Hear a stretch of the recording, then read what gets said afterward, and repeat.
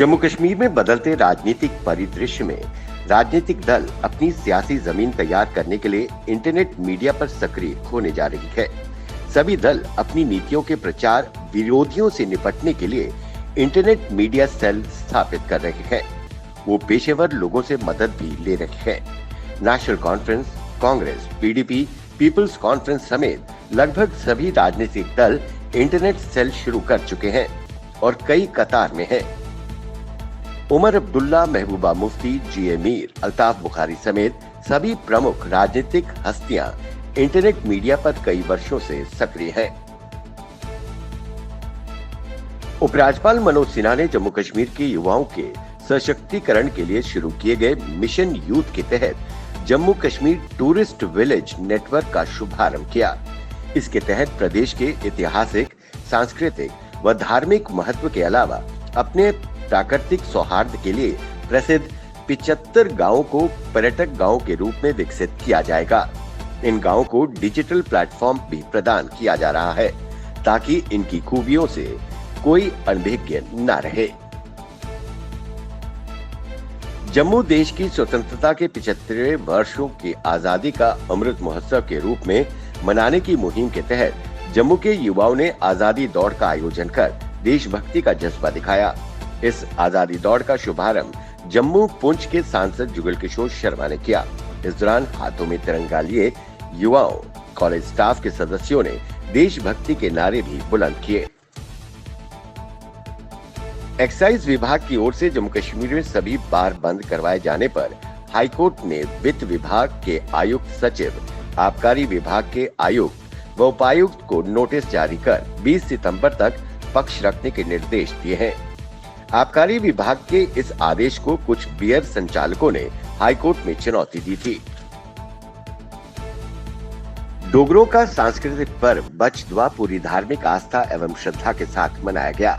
महिलाओं ने परिवार की सुख, समृद्धि और बच्चों की लंबी आयु की कामना करते हुए बचदुआ की पूजा अर्चना की। शहर के जल स्रोतों, नदियों, मंदिरों में महिलाओं ने सामूहिक तौर पर पूजा अर्चना की और बच्चों की लंबी आयु और अच्छी सेहत और खुशहाली के लिए प्रार्थना की। परिवार में जन्मे नवजात लड़कों के लिए बचदुआ की पूजा के दौरान आशीर्वाद मांगा गया। जम्मू कश्मीर में कई महीनों के बाद शुक्रवार को ऐसा पहली बार हुआ कि 8 जिलों में एक भी कोरोना का एक भी मामला सामने नहीं आया है। वहीं श्रीनगर जिले में भी मामले कम हुए हैं। पिछले 24 घंटों में कुल 96 लोगों में संक्रमण की पुष्टि हुई। प्रशासन व स्वास्थ्य विभाग, पुलिस की दिन रात लोगों की सेवा, जागरूकता व टीकाकरण से जमीनी स्तर पर परिणाम दिखने लगे हैं। इसमें आम जनता भी सहयोग कर रही है। डोगरा सदर सभा ने हर वर्ष 23 सितंबर को महाराजा हरि सिंह की जयंती को सामाजिक न्याय दिवस के रूप में मनाने की मांग की है। महाराजा हरि सिंह सभी जाति, धर्म या पंथ क्षेत्र के लोगों को न्याय देने में विश्वास करते थे।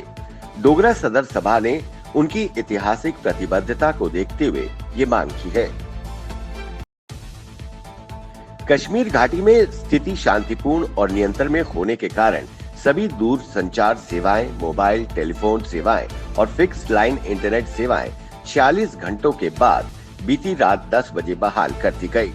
मोबाइल इंटरनेट सेवा संडे को दोपहर में शुरू होगी। गौरतलब है कि कट्टरपंथी अलगाववादी नेता सैयद अली शाह गिलानी की मृत्यु के मद्देनजर एहतियात के तौर पर इन सेवाओं को बंद कर दिया गया था। पुंछ जिले की कृष्णा घाटी में नियंत्रण रेखा पर घुसपैठ की कोशिश को सेना ने नाकाम कर दिया। इस दौरान सेना की जवाबी कार्रवाई में दहशतगर्द पाकिस्तान के कब्जे वाले जम्मू कश्मीर में भाग गए। इस दौरान भागते समय आतंकियों से छूटे कपड़े, खाद्य सामग्री व दवाइयां सेना द्वारा बरामद की गई। इसमें पाकिस्तान निर्मित निशान बने हैं। ये आतंकवादी 5 से 6 के समूह में थे।